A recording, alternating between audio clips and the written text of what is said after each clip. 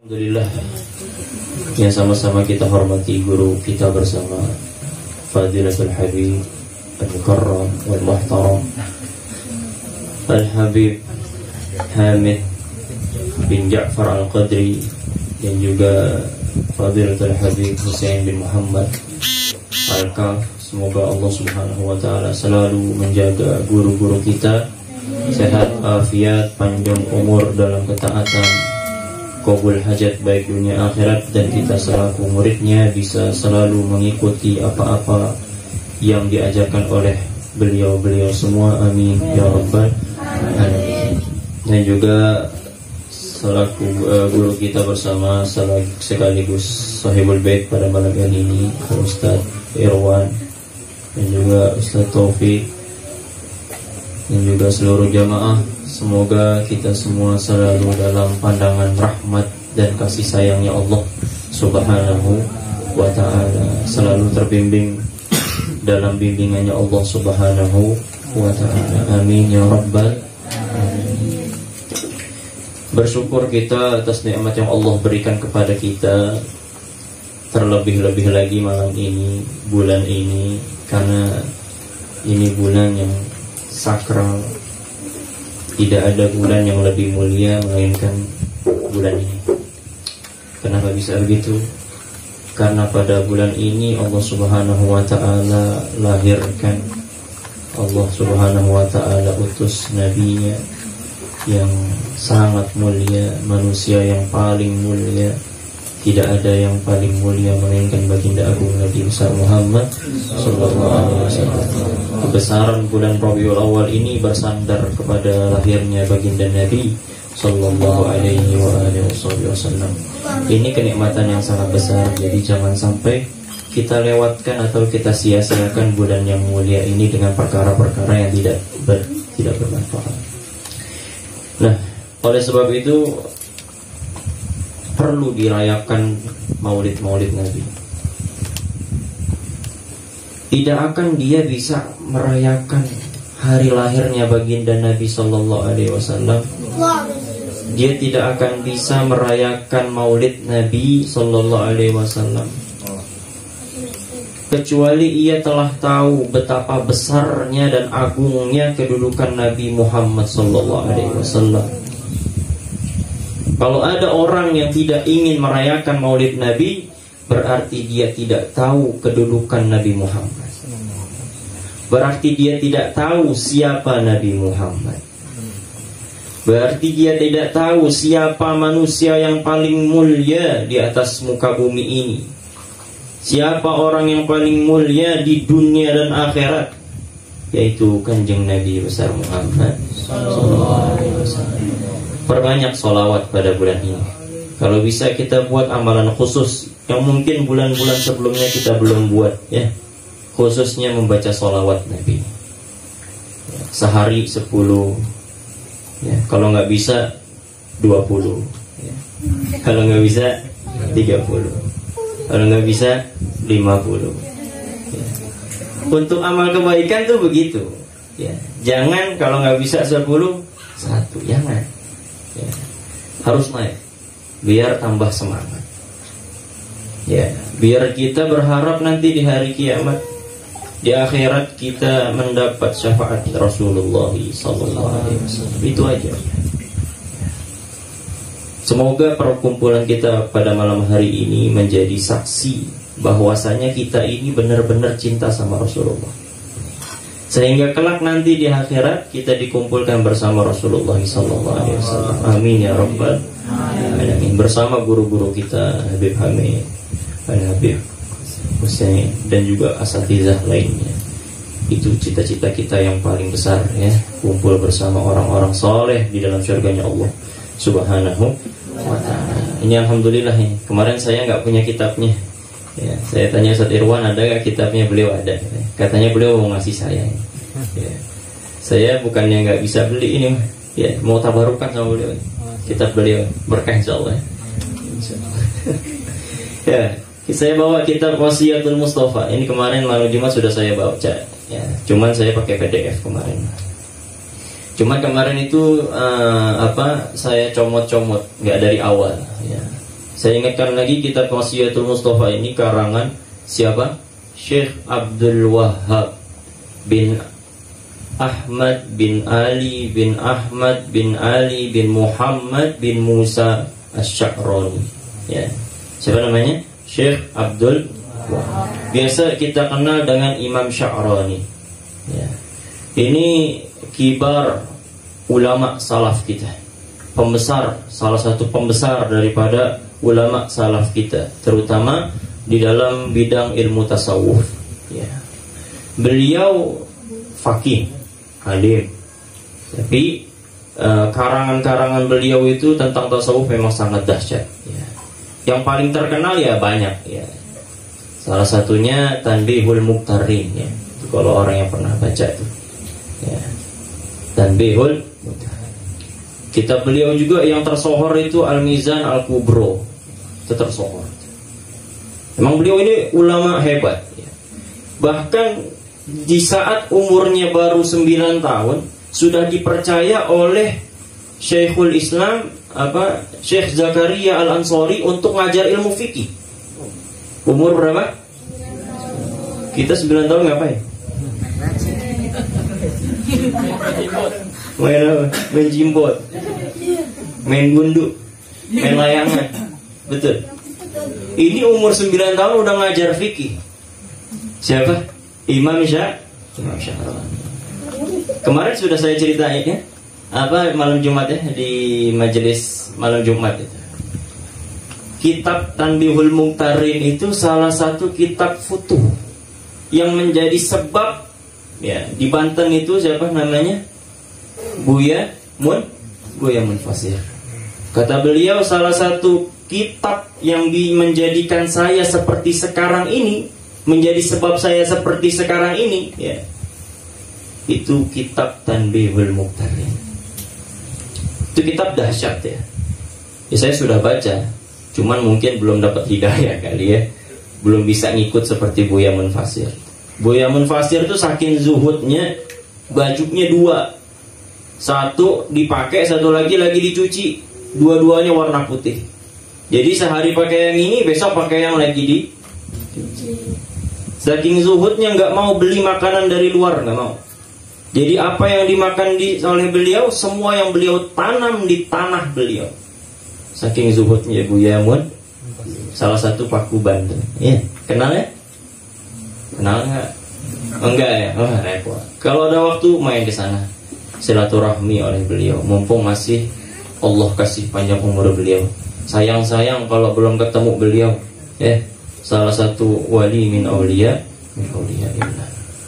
Nah, itu kehebatan daripada kitab-kitab Al-Imam Sya'rani. Beliau inilah, karena Sya'rani itu lakob. Beliau itu dibesarkan di kampung namanya Kampung Sya'roh ya. Beliau itu lahir tahun 898 Hijriah. 898 wafat 973 Hijriah. Berapa tahun itu? Hitung sendiri dah ya. 898. Taruhlah 890 ya. 10. Tadi 973. Kurang lebih umurnya 875 tahun. Ya, atau 76 tahun. Nah, ya itu sekilas lah tentang Imam Sya'rani ya. Tapi nanti kalau kita mau bahas detail tentang Imam Sya'rani ini bagus, luar biasa. Nah, salah satu kitab beliau juga ini terkenal juga nih, Wasiyatul Mustafa karangan Imam Sya'rani. Nah, ini wasiat-wasiat Nabi Sallallahu Alaihi Wasallam kepada mantuknya. Siapa? Al-Imam Ali bin Abi Karamallahu wajhah radhiyallahu ta'ala. Kemarin juga yang sudah saya sampaikan, ini manfaatnya dekat sama orang-orang alim, orang baik seperti ini. Hidupnya tuh lurus, terarah. Salah diingetin, nggak tahu dikasih tahu. Ya, belok dilurusin. Itu fungsinya kita dekat sama ulama. Biar kalau kita salah itu ada yang ngingetin. Jangan sampai kita itu magrur, tertipu daya dengan kehidupan dunia, akhirnya lupa akhirat, fokusnya dunia aja. Jangan sampai. Itu fungsinya adanya guru dekat sama orang-orang baik itu begitu. Coba aja bedain. Orang yang dekat sama orang baik, sama orang alim, sama orang soleh, sama orang yang jauh hidupnya dengan orang-orang soleh, beda. Kalau orang yang jauh dari orang-orang soleh, ya, sekilas saja sudah kita lihat, pasti hidupnya foya-foya, fokusnya ke dunia, lupa akan akhirat. Kenapa? Karena tidak ada yang mengingatkannya. Nah, ini kitab ini khusus membahas tentang wasiat-wasiat Nabi SAW yang berkenaan langsung oleh Al-Imam Ali bin Abi Thalib karramallahu wajhahu radhiyallahu ta'ala anhu. Nah, kita insyaallah ini niat saya ya, bulan Maulid ini, Rabiul Awal ini, khatam kitab ini ya. Jadi saya baca di sini misal 3 ya. Nanti saya di mana baca lagi nyambung terus nyambung. Itu niatnya seperti itu ya. Kalau niatan untuk menterjemah ya, romannya bagus juga kalau diterjemahin gitu. Bagus juga ini roman. Doain deh ya. Biar bulan Maulid ini selesai. Kalau Allah kasih semangat buat terjemahnya. Insya Allah. Biar orang semangat bacanya. Kadang kan begini kan malas bacanya ya. Kenapa coba malas? Nah itu dia tuh masalahnya.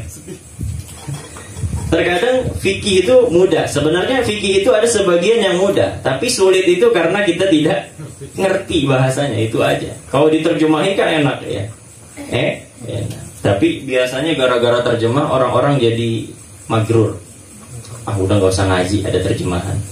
Akhirnya gak bener ini pemikirannya, salah paham gara-gara kebanyakan baca terjemah. Sebagaimana sahabat kita yang sebelah itu keseringan baca terjemah. Akhirnya begitu pemikiran. Paham gak itu sahabat-sahabat kita yang sebelah? Paham ya? Ya gak usah kita sebut lah. Ya begitulah mukanya ya. Bismillahirrahmanirrahim. Qala mualliful kitab Al-Imam Syekh Abdul Wahhab Asy-Sya'rani rahimahullahu ta'ala wa nafa'na bi'ulumihi fid dharain amin. Bismillahirrahmanirrahim. Alhamdulillahi rabbil alamin. Wassalatu wassalamu ala sayyidina Muhammadin wa ala alihi wa sahbihi wa sallam. Wa ba'd. فهذه وصية المصطفى عليه الصلاة والسلام لعلي بن أبي طالب كرم الله وجهه. Ini wasiat Nabi sallallahu alaihi wasallam ke atas Sayyidina Ali karramallahu wajhahu. Qala, ini Imam Ali berkata, Da'ani Rasulullah sallallahu alaihi wasallam. Rasul manggil saya, kata Sayyidina Ali. Fakhalautu ma'ah, saya minggir sama beliau. Bahasa ini Sayyidina Ali lagi dipanggil, sini. Akhirnya mojok sama Rasul sallallahu alaihi wasallam. Fi manzilihi, di rumahnya Nabi. Faqala li, kemudian beliau berkata kepada saya, Ya Ali, hei Ali, kata Rasulnya, Anta minni bimanzilati Harun min Musa alaihi salam, ghairu annahu la nabiyya ba'di. Hei Ali, ketahuilah, sesungguhnya kamu dengan saya ini ya, itu sekedudukan seperti Nabi Harun dan juga Nabi Musa. Hanya saja tidak ada nabi selain saya setelah saya. Saking dekatnya dan juga saking hebatnya itu Sayyidina Ali. Kedudukannya disamakan seperti Nabi Harun dan juga Nabi Musa alaihi salatu wassalam. Inni usikal yaum, sekarang saya nasihatin kamu hai Ali. Biwasiyatin, dengan nasihat. In anta hafiltaha, kalau kamu hafal nih nasihat, kata Rasulullah, ishtahamidan, kamu akan hidup terpuji. Hidupnya mulia kalau kamu hafal. Berarti ini kita sedikit-sedikit hafal ya. Nanti ada wasiat-wasiat Nabi kita hafalin, biar hidup kita jadi mulia. Karena ini janji Nabi sallallahu alaihi wasallam. Wa muttasyahidan, dan kamu nih kalau hafal ini nanti mati, meninggalnya, wafatnya dalam keadaan syahid. Ya. wa ba'atsakallahu, dan Allah Subhanahu wa taala akan bangkitkan kamu yaumal qiyamati, pada hari kiamat nanti, faqihan aliman, tergolong kepada orang-orang yang faqih, orang-orang yang ahli ilmu, orang-orang yang faham akan agamanya Allah Subhanahu wa ta'ala. Oleh sebab itu, ini setelah majelis, setidaknya kalau kita nggak ingat kata-katanya, ingat makna secara umumnya saja. Apa yang harus kita lakukan, ya, pokok-pokoknya saja. Sedikit tentang Sayyidina Ali ini, ya. Paling enak tuh memang kalau ngaji ada cerita, ya, paling enak, biar nggak ngantuk ya. Kalau cerita tuh nikmat dah pokoknya, 2 jam juga nggak ngantuk ya. Bener ya? Paling molor doang ya. Siapa Sayyidina Ali? Mantunya Rasulullah sallallahu alaihi wasallam. Sahabatnya Rasulullah sallallahu alaihi wasallam. Orang yang Rasul jamin masuk ke dalam syurga. Sayyidina Ali bin Abi Thalib. Sayyidina Ali ini memang orang pilihan Allah.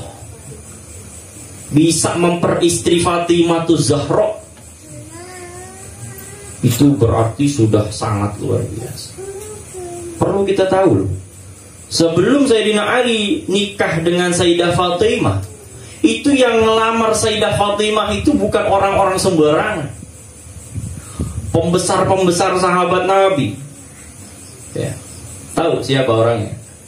Yang pertama kali mencalonkan untuk jadi mantunya Rasul, Sayyidina Abu Bakar As-Siddiq. Hebat ya. Kurang apa sih kira-kira Sayyidina Abu Bakar itu? Kurang apa? Orang yang selalu percaya sama Nabi, yang masuk Islamnya nggak neko-neko. Nabi cerita begini, ya saya percaya. Bahkan pas kafir Quraisy datang ke Sayyidina Abu Bakar, ngomong, Abu Bakar, temanmu tuh kenapa si Ahmad? Semalam dia cerita, semalam katanya dia pergi ke Masjidil Aqsa, terus dia naik ke langit ke-7, turun lagi. Apa jawab Sayyidina Abu Bakar? Seandainya dia cerita yang lebih daripada itu, maka saya akan percaya. Apa yang di luar nalar lebih parah daripada yang disampaikan itu? Semalaman bisa naik langit ke-7 turun lagi. Coba kehebatan Sayyidina Abu Bakar. Bahkan dalam riwayat, saking cepatnya Isra Mi'rajnya Nabi, itu kalau tidur itu kan ada kempes ya. Apa? Kasur itu kempes ya. Ya, saking cepatnya sebelum itu kempesannya balik lagi, Nabi udah turun lagi. Ya. Saking hebatnya Sayyidina Abu Bakar itu yang nggak nolak apapun yang Nabi ceritain, dan siapapun yang ceritakan tentang Nabi SAW yang kebaikan, beliau pasti percaya. Ditolak sama Rasulullah. Coba itu. Kedua, Sayyidina Abu Bakar ditolak. Akhirnya ngomong sama Umar, ente dah masuk calon ini, ente kan pemberani nih, ya, ente kan orang paling sangar ya gitu ya, nggak takut sama siapa-siapa, coba dah ngelamar dah, kali diterima sama Rasul ya, gitu. Ngelamar akhirnya, masuk, ketemu Rasulullah, ya, omongannya sama kayak Sayyidina Abu Bakar, ya Rasul, saya datang ke sini mau ngelamar Sayyidah Fatimah, ya. Akhirnya ditolak lagi sama Rasulullah. Ya Umar, bukan kamu. Akhirnya keluar, pusing. Waduh, gimana? Sekelas Abu Bakar, Umar ditolak. Gimana yang lainnya kan bahasa gitu ya. Misalnya ada anak kiai gitu, yang ngelamar ustadz ditolak. Terus ada bocah mau ngelamar, ya otomatis ditolak kan gitu. Cuman ini Sayyidina Ali, hebat. Ya maksudnya sekaliber dah, bahasanya kan begitu ya. Sama-sama hebatnya. Terus suruh Sayyidina Utsman, Sayyidina Utsman pemalu nih, akhirnya nggak mau. Ya. Akhirnya kata Sayyidina Abu Bakar sama Umar, Ali ente aja maju dah. Ente kan bahasa itu nasabnya nggak jauh ya. Ente masih saudara ya. Maju dah kali diterima. Sayyidina Ali masuk ke dalam rumah Rasul, nggak ngomong apa-apa. Gak ngomong apa-apa. Pas datang Rasulullah SAW langsung ngomong marhaban wa ahlan. Ya Ali, ini dia yang saya tunggu-tunggu orangnya. Sebenarnya Rasul udah tahu bakal dinikahin sama Sayyidina Ali. Kenapa? Karena diriwayatkan sebenarnya Allah sudah menikahkan Sayyidina Ali dan Sayyidah Fatimah di langit. Di langit Allah yang nikahkan, di bumi saya yang nikahkan. Saya yang nikahkan, kata Rasulullah sallallahu alaihi wasallam. Ini kehebatan Sayyidina Ali. Siapa yang ngebunuh Amr bin Wud? Amr bin Wud? Siapa? Sayyidina Ali. Saat itu masih kecil. Ya. Jadi yang kecil-kecil juga harus siap jadi pembela agamanya Allah. Ya. Perang Khandaq itu banyak itu anak-anak remaja yang ikut perang. Padahal perangnya susah tuh, berhari-hari itu lama. Ya. Pas ini saya ada syair-syairnya sebenarnya ini, nggak apa-apa saja.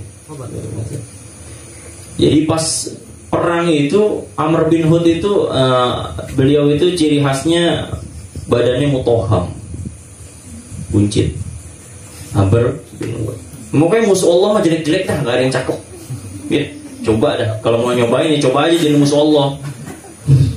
Pasti jelek dah. Yang ganteng juga jadi jelek nanti. Coba. Ya, toham. Pas lagi berhadapan-hadapan kan kalau dulu mah kan perang nggak kayak sekarang bocah-bocah tawuran ya, kagak. Orang asal seruduk baik kan gitu ya. Kalau dulu mah nggak satu-satu dulu majunya. Baru nanti itu rame-rame. Ada perwakilan dulu maju satu-satu. Yasihul Qadrosoh, ya, teriak-teriak dengan sombongnya. Ya Muhammad, laqad bahihtu minan nida li jam'ikum hal min mudarij. Ya Muhammad, aku ini udah serak-serak nih, teriak-teriak, ya, gitu. Menantang duel satu-satu. Siapa yang berani maju? Gitu. Kata siapa? Amr bin. Za'amtum anna qatilakum dakhalal jannah wa anna qatili dakhalan nar. Ana mushtaqun ilan nar. Nih kata Amr bin Wud nih, saking sombongnya. Ya, kamu berkeyakinan bahwasanya yang terbunuh daripada kamu akan masuk ke dalam surga, ya. Dan yang terbunuh yang terbunuh daripada kami akan masuk ke dalam neraka, dan saya rindu akan neraka. Kata siapa? Amr bin. Ini pas perang, sombongnya begini nih. Kebayang nggak itu saat ini ada orang model kayak begini? Khudil jinana wada'ni askunun naro. Ya, kalian ambil itu surga dan saya akan nempatin nerakanya Allah. Wah, bahasanya tuh. Allah, itu kira-kira sekarang lagi diapain tuh di sono ya? Wallahu a'lam ya. Aina jannatukum allati kuntum tu'adun. Mana surga yang selama ini kamu itu dijanji-janjikan sama Tuhanmu, kata Amr bin Wud. Akhirnya siapa yang angkat tangan? Sayyidina Ali karamallahu wajhah. Saking beraninya Sayyidina, nggak suka Rasul diinjak-injak. Ya, begitu juga Sarah. Kalau ada keturunan Rasul dihina, ya jangan dia. Harus bertindak. Harus. Ya, ini sebagaimana Sayyidina Ali. Terus kata Rasulullah, ya Ali la. Innahu Amr bin Wud. Itu Amr bin Wud, tingginya 2 meter. Ya, ente masih kecil, bahasanya saat itu saya Ali masih kecil. Akhirnya ditanyain lagi, siapa lagi? Angkat tangan lagi Sayyidina Ali kedua kali. Enggak ya Ali, innahu Amr bin Wud. Sampai ketiga kali Rasulullah tanya, akhirnya angkat tangan tetap Sayyidina Ali. Ya, akhirnya karena udah 3 kali Sayyidina Ali angkat tangan, khala'a imamatahu wa albasaha aliyan. Akhir Rasul copot imamah Rasul, dipakein ke kepala Sayyidina Ali radhiyallahu taala anhu, wa gabbalahu baina jabineh. Kemudian dicium sama Rasulullah sallallahu alaihi wasallam sambil berdoa, ya Rabb, laqad akhadta Hamzata yauma Uhud, fahfadh li aliyan yaumal khandaq. Ya Rasul, ya Rabb, kata Rasul nih pas Sayyidina Ali mau maju ini, engkau telah ambil ya Sayyidina Hamzah pada perang Uhud, maka jagalah nih Ali nih biar sama saya, jangan kau ambil juga, bahasanya itu begitu. Ya. Berkat doa Rasulullah dengan pedenya Sayyidina Ali karamallahu wajhah maju maju ke depan Amr bin Wud, ngomong, laqad ataka mujibu sautik min ghairi ajizin dhuniyatin wa basiratin yarju an tuqama alayka naihatul janaiz min darbatin faiha yabqa dhikruka indal hajaiz. Hei Amr bin Wud, telah datang nih orang yang apa? Yang kau tantang, yang dari tadi kau ucapkan untuk bertarung denganmu. Siapa itu? Sayyidina Ali karramallahu wajhah. Bahasanya gini ya. Kalau apa sih? Ya, kalau di zaman Rasul tuh ya begitu. Kalau Rasul dihina itu nggak ada yang terima. Begitupun kita. Insya Allah ya. Insya ulama dihina, habaib dihina, kita harus ambil tindakan. Jangan rela-rela saja. Jangan rela-rela saja. Jangan. Karena itu kurang bagus ya. Terus kata Amr bin Wud bingung. Karena yang maju anak kecil. Bingung dong ya. Orang tingginya 2 meter, yang maju bocah, kan begitu bahasa. Man hadha? Siapa ini? Ente siapa? Kata Amr bin Wud. Sayyidina Ali jawab, ana alladhi sammatni ummi Haidara kalaitil ghabati karihil manzara saukilukum bisayfika ila sandara. Amr, ketahuilah aku adalah orang yang dinamai oleh ibuku si anak singa. Pede Ali, enggak jiper, enggak jiper. Anak sekarang itu siapa? Bocah kabur. Sayyidina Ali begituin makin jadi ya. Apalagi ini musuh Allah Subhanahu wa ta'ala ya. Siapa itu? Masih gak kenal juga. Anak singa siapa ini? Anak ibn Abdul Muthalib. Saya anaknya Abdul Muthalib. Akhirnya baru ngeh dia. Oh ente anaknya Abdul Muthalib, bahasa begitu. Dia itu temen aneh. Ente balik dah ya. Irji ana la uridu an uhziha abak. Kata Sayyidina Amr bin balik ente deh, balik dah. Aneh gak mau buat sedih bapak ente, kata begitu. Gak mau buat sedih bapak ente. Bapak ente itu teman aneh, masa anaknya ini bunuh, kan begitu kurang lebih. Ya, kurang ajar, memang songong ini Amr bin. Akhirnya singkat cerita, setelah pembicaraan yang begitu panjang, berantem lah, bahasa gitu, berantem ya. Ini bukan dongeng, ini mah ini asli. Duel. Nah, keren mah duel. Akhirnya dimenangkan oleh Sayyidina Ali karramallahu wajhah dalam kondisi Amr bin Wud itu dipotong kepalanya, dibelah. Tuh orang yang sombong tuh ya begitu tuh sifat akhirnya tuh. Ya. Jadi yang sombong ini bisa jadi keturunannya Amr bin Wud nih, baik-baik. Jangan sombong. Man tawadhu'a rafa'ahu Allah. Orang yang tawadu, Allah angkat derajatnya. Baik-baik yang sombong ya.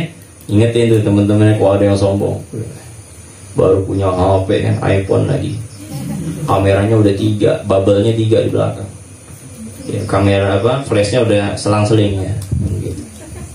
Sombong, hati-hati. Cucunya Amr bin Wud ya. Sombong banget kan begitu. Nah, lanjut ya. Itu sedikit lah tentang Sayyidina Ali karramallahu. Nanti kita kalau ada kesempatan kita bahas tentang Sayyidina Ali lebih jauh. Nah ini nasihat pertama beliau. Nabi wasiat kepada Sayyidina Ali, ya Ali, ini wasiat pertama nih. Intinya ingat ini, maka hidupnya akan terpuji, matinya dalam keadaan syahid. Ingat ini pesan Rasulullah SAW. Ya Aliyu, man akalal halala sofa dinuhu. Hei Ali, barang siapa ya yang makan makanan yang halal, sofa dinuhu, maka akan bersih agamanya. Jaga nih, perut dari perkara-perkara haram. Ya, mau subhat kek, jangan dah gitu bahasanya. Kalau kita tahu itu nggak ada cap halalnya, ya jangan dah kan begitu. Walaupun yang cap halal juga belum tentu Karena kan ada duit, ada fulus, apa bahasanya? Ada fulus mu. Tapi setidaknya ada tulisan halal ya kita husnuzon aja. Kan nggak boleh suuzon kan gitu. Husnuzon dah, oh ini halal udah. Tapi kalau udah jelas nggak ada tulisan halal, jangan diminum. Ya, apalagi jelas-jelas tulisannya haram. Ada nggak tuh kira-kira bahwa makanan yang tulisannya haram mana? Ya kagak. Kalau nggak ada yang beli nanti kan gitu. Ya. Udah tahu tuh ada kadar alkoholnya. Ya ulah cuma 1%, tetap baik. Tetap baik. Emang ente mau dimasukin surga, dimasukin neraka? Ya kan nggak mau. Emang ente kira ente minumnya 1% yang alkoholnya 1% terus dicelupin ke nerakanya sebentaran doang? Ya kan kagak. Lama juga. Gitu. Paham ya? Orang yang menjaga makanannya selalu dengan makanan-makanan yang halal, maka akan bersih agamanya. Nih yang dicontohkan oleh Buya Munfasir Hafizahullah. Kenapa beliau kok nggak beli daging aja dari luar? Kan halal beli. Dari segi fikih halal. Tapi tahu nggak tuh orang yang di pasar motong dagingnya pakai bismillah nggak dia? Coba. Itu menurut beliau dan dari segi tasawuf syubhat itu. Karena kita kan nggak tahu. Ya. Paham ya? Tapi kita kalau belum bisa sampai ke makom itu jangan juga dah. Apa lo di rumah kagak ada kebunnya. Mau makan dari mana? Ayam cuma 2. Emak bapak dipotong. Besok makan apa? Kan begitu. Kecuali punya kebun gede ya, ternak kambing, sapi segala macem, nggak apa-apa dah. Ya, sayuran ada. Kalau kagak ada ya jangan maksa-maksain. Kenapa kok kamu gak mau beli daging di luar? Syubhat itu. Seminggu modal. Kenapa itu ada bendera kuning? Iya dia gak mau makan semingguan. Iya. Kalau nggak bisa ya jangan dipaksa. Cuman kita tetap berhati. Nah, waraqqa qalbuhu, dan akan lembut hatinya. Orang yang jaga makanannya nih, hatinya lembut. Jika sih tahu, urut, nggih, enggak. Ada kan ada orang ya yang dikasih tahu batu tuh ada. Batu. Dikata jangan begini masih dijalani. Coba cek aja tuh usur-usurnya udah berapa dia. Bisa jadi 2, 3, 4 tuh. Kalau 4 repot ini. Udah di luar normal kan begitu. Bisa-bisa emaknya diselengkat. 4. Ya, ada gak yang batu begitu? Ya walaupun yang 4 nggak semestinya juga bandel, cuman kan biasanya begitu. Yang 2 aja coba itu lihat temannya yang usul-usulannya 2. Coba dah. Habis ini lihat masing-masing. Tapi jangan usul-usulan ustaz aja lihat. Kelihatan akhirnya ngobrol nih sesama santri. Itu ustaz usul-usulannya 2 bandel kali dulu ya. Jangan ya. Temannya nanti lihat. Tapi jangan juga dikatain. Itu memang udah ciptaan Allah. Ini mah kata orang dulu. Kamu suruh-suruhannya 2 bandel. Cuman saya nggak percaya antara percaya dan nggak percaya. Nah, hatinya lembut. Walam yakun li da'watihi hijab. Nggak ada doanya dia itu kepada Allah Subhanahu wa taala hijab. Pokoknya kalau doa langsung sampai ke Allah, diijabah sama Allah. Apa kuncinya? Jaga makanan kita. Karena makanan ini pengaruh loh, benar. Kalau makanannya gak dijaga, coba dah. Besok coba dah makanan sembarangan gitu ya. Yang subhat-subhat. Jangan yang haram mah jelas sudah. Yang subhat-subhat itu nggak peduli dah ini dari mana nih. Asal makan baik, punya orang hantam baik dah. Kan begitu. Itu tuh coba nanti. Ibadahnya pasti malas. Pasti. Hatinya pasti keras. Dikasih tahu nggak mau. Ngaji yuk, kagak ah. Saya nggak ngaji, biarin nggak apa gitu. Baik-baik itu. Siapa tahu sebab makanan itu. Ya. Makanan temennya Ya biasa santri ini. Tahu baik kan temennya habis didatangin sama orang tua, lemarinya kan biasanya penuh. Padahal udah dikunci, dibobol juga. Bye-bye itu. Kan begitu. Hati itu santri. Santri. Ada santri kan sini.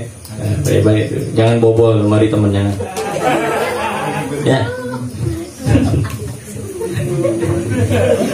Soalnya saya dulu kan nyantri juga, ya, tapi bukan saya.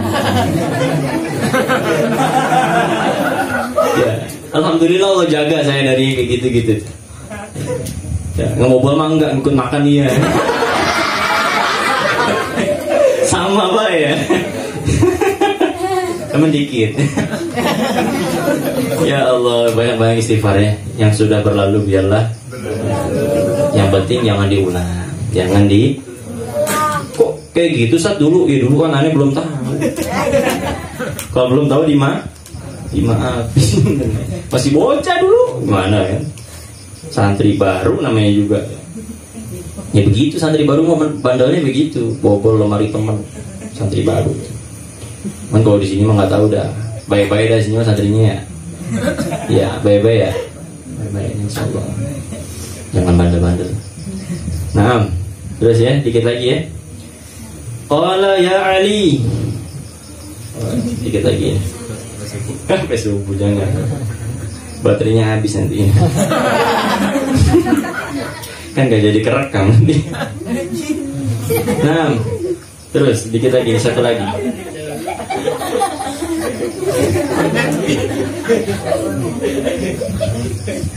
Saya senang kalau ngaji ketawa-tawa itu saya senang.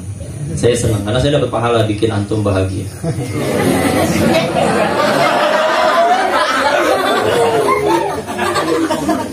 Kalau antum cemberut terus dosa juga saya.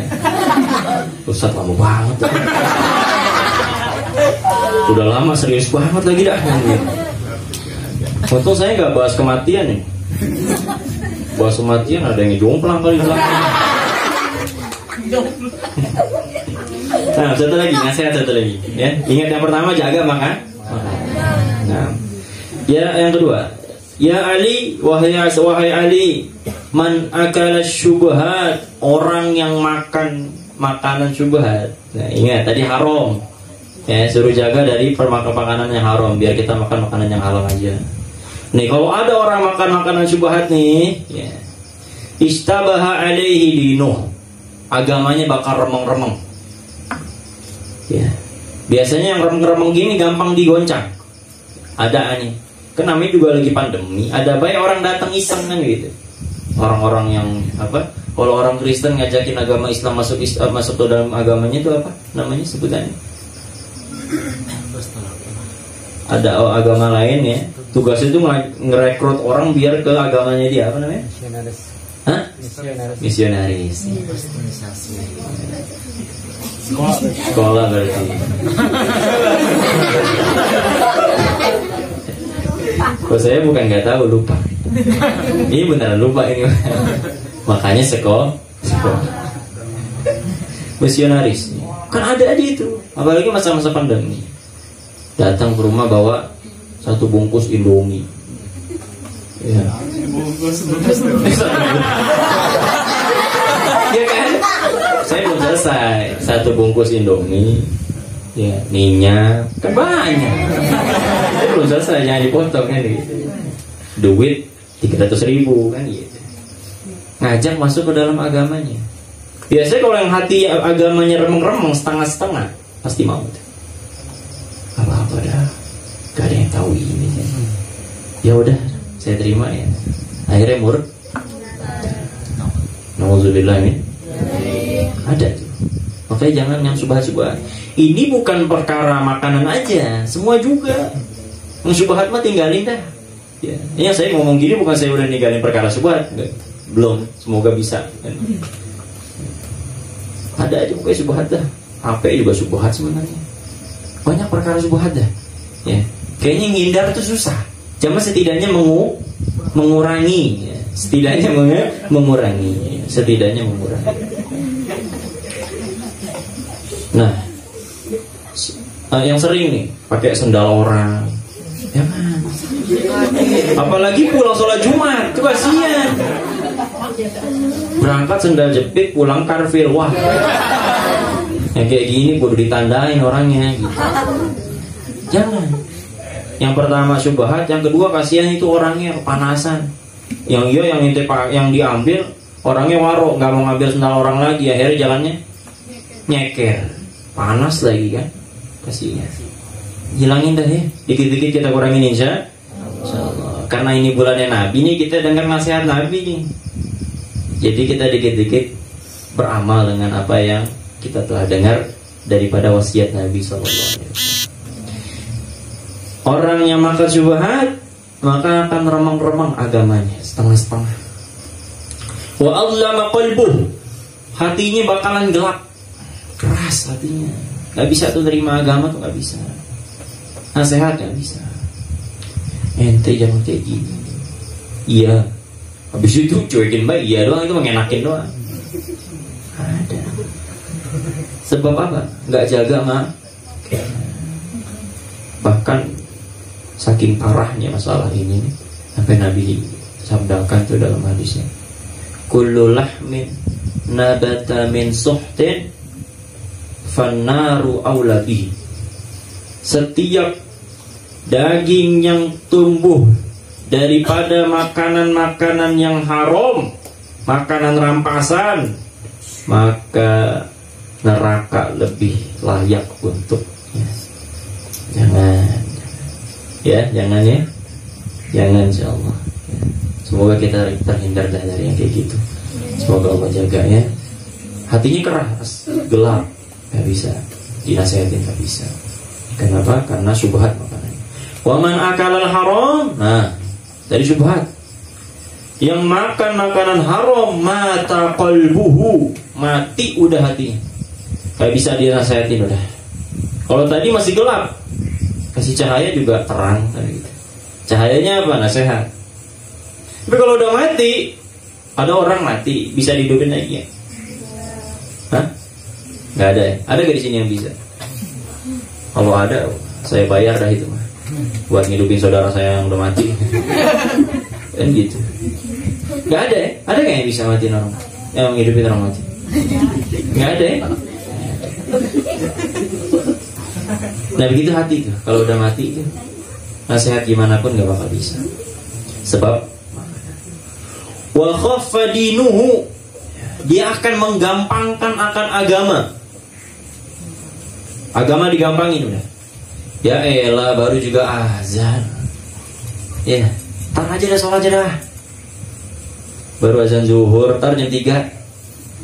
Ya, ada gak? Ada gak ini? Ada. Ya elah, baru subuh, baru azan. Belum juga qomat ono di masjid, masih subhanallah bihamdihi, subhanallahil 100 kali lagi dibacanya. Kayak kalau amalan sunnah emang 100 kali bacanya. Ada tuh masjid-masjid yang 100 kali ada. Memang kalau di sini emang nggak tahu. Kalau ada nggak ada yang sholat di situ, romannya kelamaan. Ntar dah, akhirnya lewat. Sebab ketiduran. Kalau misalkan ada orang masuk sholat zuhur nih, dia nggak langsung sholat, rebahan dulu. Jam 2 ketiduran, bangun asar. Itu dimaafin apa enggak itu kira-kira? Enggak. Bangun-bangun itu nggak sholat zuhur tadi, kan aneh tidur. Ya, Rufi al-Qalam itu, saya nggak dosa. Baru ngaji setengah nih begini. Kalau udah masuk waktu gitu ya, nggak langsung sholat, jam 2 nunda-nunda akhirnya sampai jam 2 ketiduran. Lewat waktu asar, dosa itu. Padahal dia bisa langsung kerja nih. Bisa langsung dia lain ketidurannya jam 10 pagi, bangun-bangun jam 4 sore. Akhirnya yang laki gak Jumatan. Itu rosoh dah. Coba jangan sering-sering. Buat tiap hari juga curiga juga jadinya. Tiap hari Jumat, hari Jumat doang lagi kayak gitunya. Gitu. Ya, mati hatinya, terus juga menggampangkan agama. Wa dha'ufa yaqinuhu, keyakinannya lemah. Sekarang kan problema akhir zaman itu keyakinan yang menipis. Sekarang saya tanya, seberapa yakin kita dengan ini? Seberapa yakin? Padahal di dalam hadis fadilah daripada siwak itu ulama gabungkan sampai ke 70 fadilah siwak. Tapi sudah seberapa yakin kita siwak bisa menjadikan sebab kita jadi orang kaya? Ada yang yakin? Hah?